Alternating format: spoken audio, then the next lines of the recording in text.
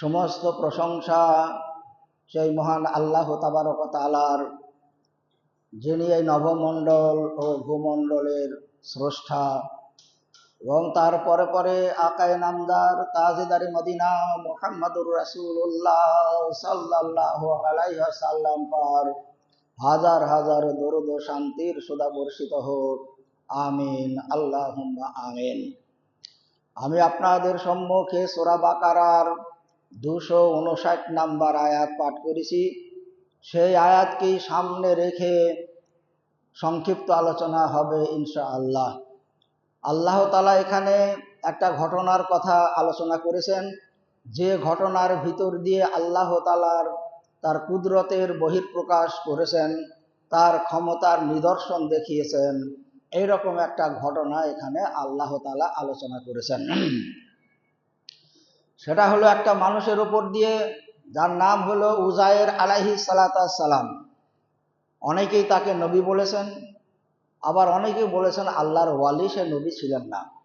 কিন্তু ইহুদিরা তাকে নবী বলেন, ইহুদিরা তাকে আল্লাহর বেটাও বলেন। তো যাই হোক, এইরকম ক্ষমতা, এইরকম ঘটনা আল্লাহ তাআলা কোরআন শরীফে বেশ কয়েকটা আলোচনা করেছেন।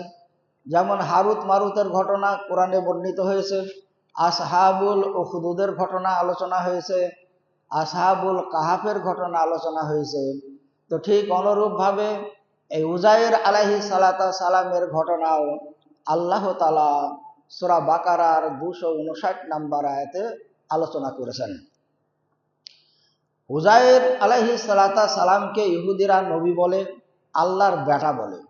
সূরা তওবার 30 নম্বর আয়াতে আল্লাহ তাআলা বলছেন, ওয়াকালাতিল ইয়াহুদুল উজায়ের ইবনুল্লাহ ওয়াকালাতিন নাসারা মাসিহ ইবনুল্লাহ।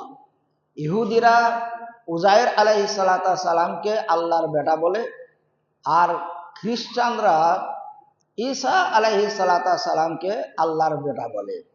উভয়েরই কথা ভুল, তাদের ধারণা ভুল, তারা এই কথাগুলা মিথ্যা বলে। তো যাই হোক, সেই উজায়ের আলাইহিস সালাম এক সময় সে এক সফরে বার হয়েছিল, ভ্রমণে বার হয়েছিল। আগের যুগে যে সমস্ত ভ্রমণগুলা হতো যেভাবে, যে বাহনে, সেইভাবে তিনিও বার হয়েছিলেন। ঘটনাটা হলো আজ থেকে প্রায় 2500 বছরকার আগেকার। ঈসা আলাইহিস সালামের জামানার 400 বছর আগে। আর ঈসা আলাইহিস সালামের 570 বছর পরে আমাদের শেষ নবীর আগমন ঘটেছে। তাহলে আমাদের শেষ নবীর আগে 570 বছর, ঈসা আলাইহিস সালাম 33 বছর পৃথিবীতে ছিলেন, ওটা যোগ করলে হয় 600 বছর। আর তার আগে আরো 400 বছর, 400 আর এই 600 1000 বছর। আর আমাদের নবী থেকে এখন পর্যন্ত 1500। এই 1500 আর 1000 2500 বছর আগেকার ঘটনা। ঘটনার সময় আরো বলা হচ্ছে দাউদ আলাইহিস সালাম এবং ইয়াহিয়া আলাইহিস সালামের মধ্যবর্তী কোনো এক সময়ের ঘটনা। ঘটনাটা ঘটেছে ফিলিস্তিনে। ফিলিস্তিনের নাম এখন সকলেরই জানা।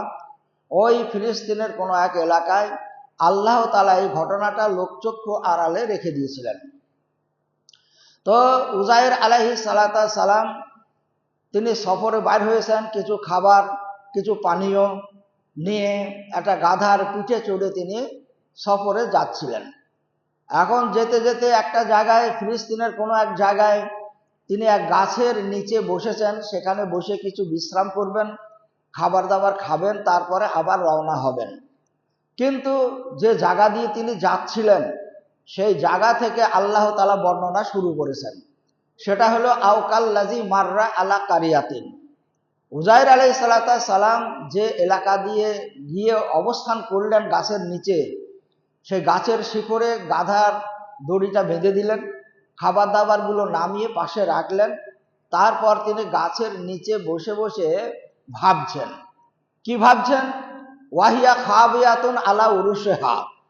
ওই এলাকাটায় কিভাবে ধ্বংস হয়েছিল তার বর্ণনা কোরআনে নাই। ভূমিকম্প হয়ে হতে পারে, কোনো টর্নেডো হয়ে হতে পারে। গোটা এলাকাটার সমস্ত ঘর বাড়ি ভেঙে চুরমার হয়ে সেখানে সব পড়েছিল, মানুষজন সব তার নিচে চাপা পড়ে গেছে। এখন উনি বসে বসে ভাবছেন, কালা আন্না ইউহিল্লাহু বাদা মাউতাহা। তিনি বসে বসে চিন্তা করছেন, এই যে বিরাট এলাকার ঘর বাড়ি সব ভেঙে চুরমার হয়ে সব পড়ে গেছে, মানুষজন কেউ বাইর হতে পারেনি, সে ভাঙার নিচে সব পড়ে সব মৃত্যুবরণ করেছে, কে কোথায় মরেছে আর কে কোন অবস্থায় আছে। কিয়ামতের দিনে সমস্ত মানুষকে তো আল্লাহ তাআলা উঠাবেন। তো এই যে মানুষ বিক্ষিপ্তভাবে, গোটা এলাকার মানুষ কে কোথায় মরে আছে, কে কার হিসাব রাখে, এই সব মানুষগুলোকে ইউহি হাজিহিল্লাহু বাদা মাউতিহা, এই মানুষগুলাকে আল্লাহ তাআলা কি জীবিত করতে পারবেন? না এদেরকে খুঁজে পাবেন? কে কোথায় আছে, কে কোথায় মরে চাপা পড়ে গিয়েছে, কার কোনো হিসাব নাই, কিছু নাই, শুধু বিরান আর বিরান। এই ধরনের ভাবনা উনি ভাবছেন। উনি আল্লাহর ওয়ালি, আল্লাহর উপরে যে অবিশ্বাস আছে তা নয়, একটা মনের মধ্যে ভাবনা এরকম। তো আল্লাহ তাআলা বলছেন, তার এই ভাবনার পরে ফা আমাতাহুল্লাহ মিয়াতা আমিন, এই ভাবনার পরে পরে আল্লাহ তাআলা উজাইর আলাইহিস সালামকে মৃত্যু দিয়ে দিলেন। তার সেইখানেই মৃত্যু হলো, সেই গাছের গোড়ায়, যে গাছের নিচে তিনি বসেছিলেন, গাধাটা শিকড়ে বাঁধা ছিল, খাবার দাবারগুলো পাশে ছিল, ওই রকম অবস্থায় আল্লাহ তাআলা তাকে মৃত্যু দিলেন। তো এই মৃত্যু দিয়ে কতদিন কাটলো? মেয়াতো আমিন, 100 বছর। 100 বছর উজাইর আলাইহিস সালাম ওই গাছের নিচে মৃত অবস্থায় থাকলেন। এখন কোনো মানুষকে দেখতে পেল না, কোনো মানুষকে সেখানে যায়নি, এসব প্রশ্ন উঠতে পারে, কিন্তু আল্লাহ তাআলা এই লোকচক্ষু আড়ালে এইগুলাকে সংরক্ষণ করেছেন। যেমন হারুত মারুতের ঘটনা, বাবেলের আশেপাশে কুয়াতে তার পায়ে শিকল বিঁধে ঝোলানো আছে, শাস্তি ভোগ করছে, মানুষ এখনো খোঁজ করে দেখতে পায় না। আসহাবুল কাহাফে 9 জন মানুষ, একটা কুকুর, সেখানে তারা সেখানে রয়েছে, 300 বছর পর পর তাদের একায়েত ওকায়েত করানো হয়, কিয়ামতের দিনে উঠবে। তো এই আসহাবুল কাহাফও দুনিয়াতেই আছে, সেগুলোকেও মানুষ এখনো আবিষ্কার করতে পারেনি, খোঁজাখুঁজি বহু চলছে।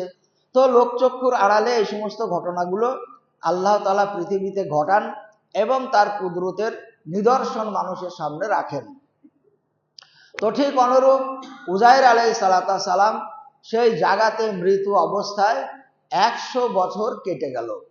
তারপরে আল্লাহ তাআলা তাকে উঠালেন, সুম্মা বাআসাহু, তারপরে তাকে জীবিত করলেন, 100 বছর পরে জীবিত করলেন। জীবিত করার পরে আল্লাহ তাআলা জিজ্ঞাসা করছেন, কালা কাম লাবিস্তা, তুমি এখানে কতদিন আছো, কতদিন তোমার এখানে কাটলো? তো সে তখন বলছে, কালা লাবিস্তু ইয়াউমান আও বাজা ইয়াউমিন, এখানে হয়তো এক বেলা হবে, না হলে হয়তো একদিন হতে পারে। মানে উনি এই দুপুরের পরে পরে সেখানে অবস্থান করছেন, আর যখন উঠছে সেই দুপুরের আগে আগে, ওই জন্য ভাবছেন এক বেলা হবে, না হলে একদিন হতে পারে। কিন্তু আল্লাহ তাআলা বলছেন, বাল্লাবিস্তাই মিয়াতা আমিন, তোমার এখানে 100 বছর কেটে গেছে। 100 বছর কেটে গেছে, হতবাক হওয়ার কথা। আল্লাহ তাআলা প্রমাণ স্বরূপ উজাইর আলাইহিস সালামকে বলছেন, ফানজুর ইলা তাআমিকা ওয়া শারাবিকা লাম ইয়াতাসান্না, তোমার যে খাবার, তোমার যে তরিতরকারি, তোমার যে পানীয় ছিল, সেগুলোর দিকে একটু দেখো, যেগুলা একদিন দুদিনের বেশি থাকে না, একদিনেই দুর্গন্ধ হয়ে যায়, দুদিনে পচে যায়, খাবার যোগ্য থাকে না। তোমার সেই খাবারগুলা, পানীয়গুলার দিকে একটু দেখো। লামিয়াতাসান্না, কোনো তার ক্ষতি হয়নি, কিছু নষ্ট হয়নি, যেমন ছিল সেইভাবেই আছে। তো যেমন ছিল সেইভাবেই আছে, তাহলে 100 বছর কাটলো কি করে? এবার 100 বছর কাটলো কি করে আল্লাহ দেখাচ্ছেন তাকে স্বচক্ষে। অনুজুর ইলা হিমারেকা, তোমার গাধাটার দিকে দেখো, সে তো গাছের শিকড়ে গাধাটা বেঁধে রেখেছিলেন, গাধাটার দিকে দেখো। লা নাজআলান্নাকা আয়াতান লিন্নাস, আমি তোমাকে সারা দুনিয়ার মানুষের সামনে একটা নিদর্শন করে রাখতে চাই। সারা দুনিয়ার মানুষ তোমার এই ঘটনা, তোমার জীবনে যেটা ঘটলো, তারা স্মৃতিচারণ করবে। সেই জন্যেই আল্লাহ তাআলা এই ঘটনাটা শেষ নবীর উপরে আয়াত নাজিল করে বলেছেন, তা না হলে আমরা জানতে পারতাম না। কোরআন মাজিদে আল্লাহ তাআলা আয়াত নাজিল করেছেন, সেই জন্যই আয়াতের মাধ্যমে ঘটনাটা আমরা অবগত হয়েছি। কিয়ামত পর্যন্ত মানুষ এইভাবেই জানতে থাকবে। তাই আল্লাহ বলছেন, লা নাজআলান্নাকা আয়াতান লিন্নাস, তোমাকে একটা নিদর্শন করে রাখলাম। আল্লাহ তাআলা মৃত্যু দিতে পারে, আবার মৃত্যুর পরে তাকে উঠাইতে পারে, আবার কিভাবে উঠাইতে পারে সেটাও দেখো। তাহলে গাধা নাই, গাধার দিকে দেখতে বলছে, গাধা নাই। গাধার যেখানে বেঁধে ছিল তার চতুর্দিকে ছিটিয়ে ছড়িয়ে কিছু হাড় পড়ে আছে, হাড়, খোলামেলা হাড়, কিছু মাংস নাই। হাড়গুলাও মাটিতে থেকে থেকে অনেক সময় খেয়ে কিছু ফুটো ফুটো হয়ে যায়, তো সেই রকম ফুটো ফুটো হয়ে গেছে হাড়গুলো, ছিটিয়ে ছড়িয়ে এদিকে সেদিকে রয়েছে। তাহলে যে গাধাটা এক দুদিনে মরার কথা নয়, গাধাটা এক দুদিনে শেষ হয়ে যাওয়ার কথা নয়, সেই গাধাটাই নাই, আর গাধার কোনো অস্তিত্বই নাই, শুধু কিছু হাড় এদিকে সেদিকে ছিটিয়ে ছড়িয়ে পড়ে আছে। তো আল্লাহ তাআলা বলছেন, উনজুর ইজামা, তোমার ওই গাধার হাড়গুলার দিকে তাকাও, কাইফা নুনশিজুহা, কেমন করে আমি হাড়গুলাকে আবার জোড়া লাগিয়ে তোমার গাধা বানাই দেখো। অবাক হয়ে উজায়ের আলাইহিস সালাম তাকিয়ে আছেন, তার চোখের সামনে গাধার সেই সমস্ত হাড় ছিটি ছড়ি পড়ে থাকাগুলো সব একটা একটা করে একটা আর একটার সঙ্গে জোড়া লাগছে, যেটা যেখানকার হাড় সেটা সেখানে এসে জোড়া লেগে গেল, একটা হাড়ের কঙ্কাল হয়ে গেল। কোনো মাংস নেই হাড়ে, চামড়া নাই, শুধু সেই হাড় এসে একটার সঙ্গে আর একটা জোড়া লেগে একটা গাধার কঙ্কাল হয়ে গেল। তারপরে আবার আল্লাহ বলছেন, উনজুর দেখো, নুনশিজুহা আলাইহা লাহামান, ওর উপরে কিভাবে মাংসগুলা লাগে, তার উপরে কিভাবে চামড়া দিয়ে ছেয়ে দেওয়া হয় সেগুলা দেখো। তো তারপরে হাড়ের কঙ্কালের উপরে, হাড়গুলার উপরে সব মাংস তৈরি হয়ে গেল। মাংস তৈরি হওয়ার পরে তার উপরে চামড়া দিয়ে সেটাকে ঢেকে দেওয়া হলো, যেমন আগে গাধার গায়ে চামড়া ছিল। গাধার গায়ে যখন চামড়া দিয়ে ঢেকে দেওয়া হলো, পূর্ণ গাধা হয়ে গেল। গাধা তো উঠে দাঁড়িয়ে চিৎকার করতে শুরু করেছে, যেমন গাধা চিৎকার করে। গাধার আওয়াজ শুনে উজাইর আলাইহিস সালাম বুঝতে পারছেন এটা আমারই সেই গাধা। আর যারা যে পশু পালন করে, পশুর চোখের সঙ্গে মালিকের চোখের কথা হয়, বুঝতে পারে সে নিজের বা কি বলছে না বলছে এগুলো বুঝতে পারে। তাই গাধা যখন উজাইর আলাইহিস সালামের দিকে তাকিয়েছে, তখন উজাইর আলাইহিস সালাম তার চোখের দিকে তাকিয়ে বুঝতে পারছে এটা আমার সেই গাধা, আমারই গাধা, যেটা একটু আগে ছিল না, হাড় ছিটিয়ে ছটিয়ে ছিল। তাই আল্লাহ বলছেন, 100 বছর পরে আমি তোমাকে এখান থেকে উঠাইলাম।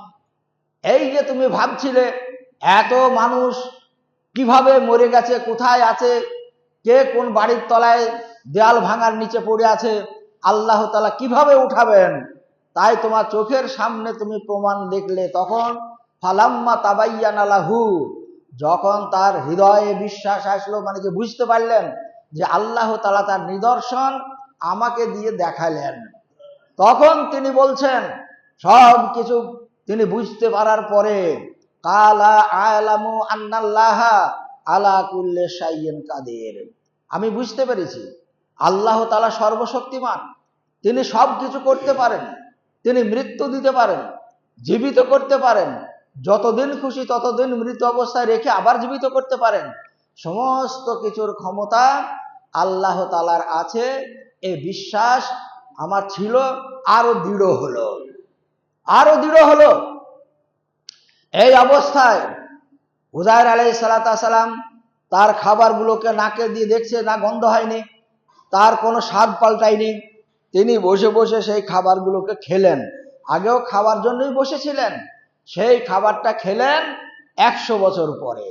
খাবার দাবার খাওয়ার পরে এবার ভাবছেন যে সফরে উনি যাচ্ছিলেন সেই গন্তব্যস্থানে যাব না ঘুরে বাড়ি যাব।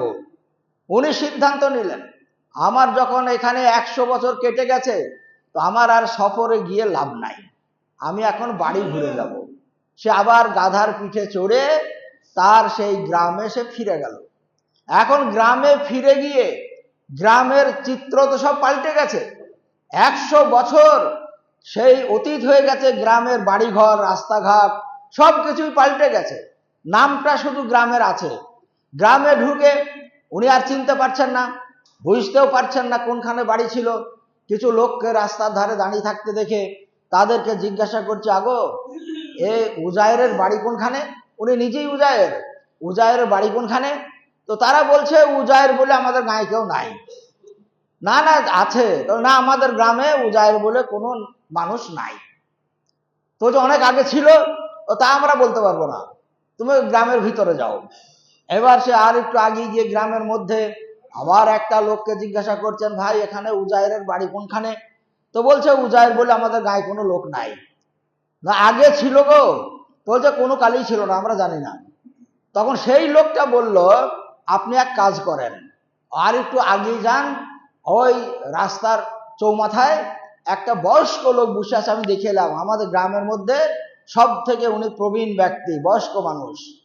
তো উনি তার কাছে গেলেন, গিয়ে দেখছেন সত্যি সে প্রবীণ মানুষ, চোখেও দেখতে পায় না ভালো, আর কানেও ভালো শোনে না, শরীরও দুর্বল হয়ে গেছে বয়সের ভারে, এমনি জড়সড় হয়ে রাস্তার ধারে বসে আছে।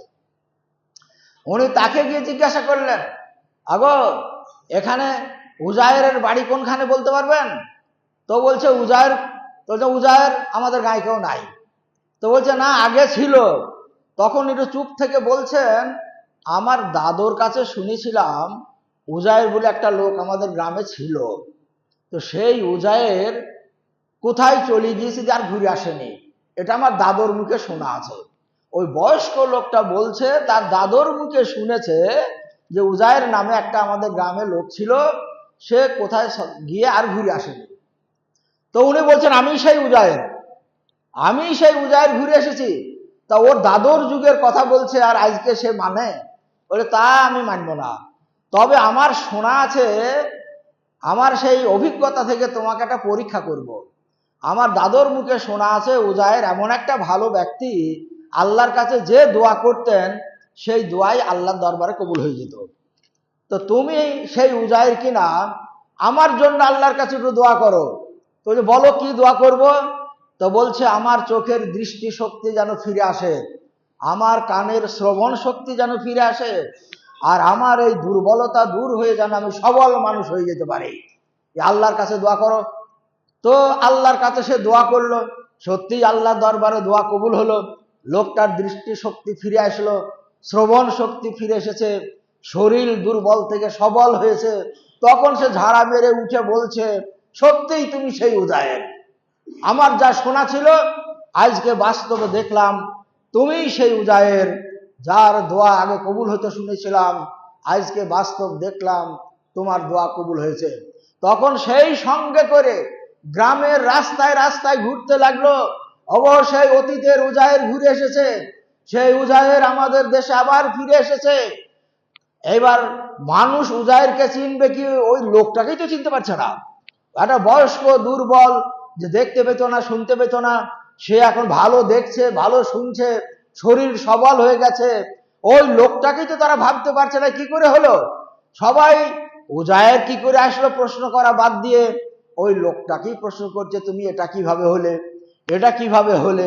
তো বলছে এটাই হলাম এই উজায়ের আলাইহিস সালাম, ওর বাদাউলতে। আমার শোনা ছিল দাদার কাছে তার দোয়া আল্লাহর দরবারে কবুল হয়।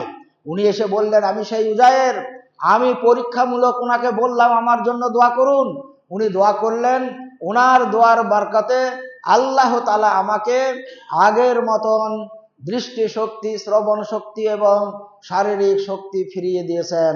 এটাই সব থেকে বড় নমুনা। তো উজায়ের আলাইহিস সালাম সেই লোকটার সঙ্গে অন্যান্য লোকেরা তখন আস্তে আস্তে মানুষের মুখে মুখে প্রচার হয়ে গেল, বিভিন্ন জায়গা থেকে ওই মানুষটাকে দেখতে আসলো। 100 বছর পরে সেই যুগের লোক তো কেউ নাই, বহুত নিচে নেমে গেছে, তারা সব দেখার জন্য আসলো। উনি সেখানে আবার বসবাস শুরু করেছিলেন। তারপরে কতদিন ছিলেন আর কতদিন থাকলেন এই বিস্তারিত ঘটনা আর নাই। উনি যখন গিয়েছিলেন তখন ওনার বয়স ছিল 40 বছর, তাহলে যখন ফিরে আসলেন তখনও 40 বছর সেই রকমই আছে। আর মাঝখানে কেটে গেছে 100 বছর। এটাই আল্লাহ তাআলা তার কুদরতের নিদর্শন দেখিয়েছেন। দুনিয়ার মানুষকে এটা দেখাতে চেয়েছেন যে আমি যা খুশি তাই করতে পারি। কোনো মানুষকে সবল থেকে দুর্বল করতে পারি, দুর্বল থেকে সবল করতে পারি, জীবিত থেকে মৃত্যু দিতে পারি, মৃত্যু থেকে জীবিত দিতে পারি, জীবন দিতে পারি। কিয়ামতের দিনেও সমস্ত মানুষকে আমি ওইভাবেই তাদের উত্থান করব। এর প্রমাণ উজায়ের আলাইহিস সালাম দুনিয়ার মানুষের সামনে তার এই ঘটনা একটা নজির হয়ে থাকলো। তাই আল্লাহ তাআলা শেষ নবীর উম্মতের জন্য এ আয়াত নাজিল করে এই উপদেশ দিয়েছেন যে কিয়ামতের দিনে সমস্ত মানুষকেই আল্লাহ তাআলা উত্থান করবেন, তাদের হিসাব নিকাশ হবে, বিচার আচার হবে, তার প্রতি বলিষ্ঠ ঈমান থাকতে হবে। যেমন উজার আলাইহিস সালাম দেখার পরে নিজেই মৌখিক স্বীকারোক্তি দিলেন যে ফালাম্মা তাবাইয়ানা লাহু ওয়াই আ'লামু আন্নাল্লাহা আলা কুল্লি শাইইন কাদির, আমার কাছে সব স্পষ্ট হয়ে গেছে, ঈমান আমার আরো মজবুত হয়েছে যে আল্লাহ তাআলা সবকিছু করতে পারেন, সবকিছু ক্ষমতার তিনি অধিকারী। তো আল্লাহ তাআলা আমাদেরকে তৌফিক দেন। আল্লাহ তাআলার সমস্ত কুদরত, তার ক্ষমতার আমরাও যেন তার প্রতি ঈমান আনি, ঈমান আমাদের যেন থাকে, ঈমান যেন আরো মজবুত হয়। কিয়ামতের দিনে যখন উত্থান হবে সে সময় যেন আমরা সেই ঈমানের সাথে আল্লাহ তাআলা আমাদের উত্থান করেন। আমিন।